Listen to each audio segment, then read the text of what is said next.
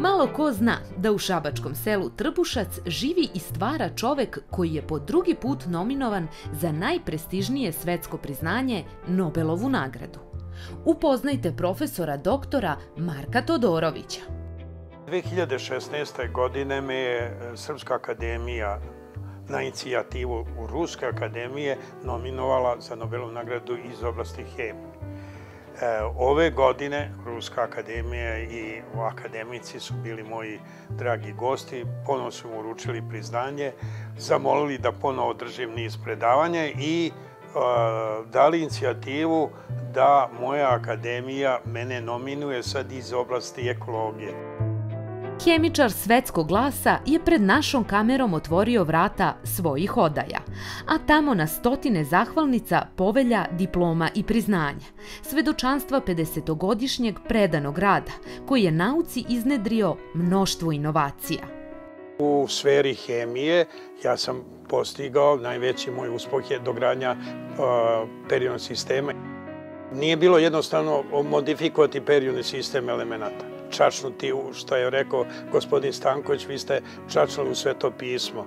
Tako isto i ovde, čačnuti u periodni sistem, to niko ima hrabrosti u svetu.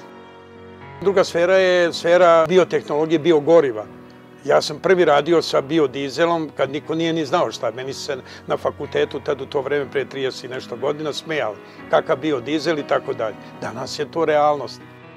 I treća sfera je sfera ekologije, jer ja se borio protiv prljavih tehnologija. Baviti se naukom je težak posao. Težak iz više razloga, iz materijalnih i da ne pričam, vrlo nezahvalan.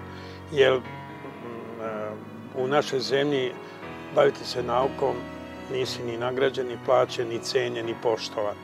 Tako da je to izuzetno nezahvalno i zato se mali broj u našoj zemlji opredeljuje da se bavi naukom. Ovaj profesor u penziji godinama je predavao na višim školama i fakultetima.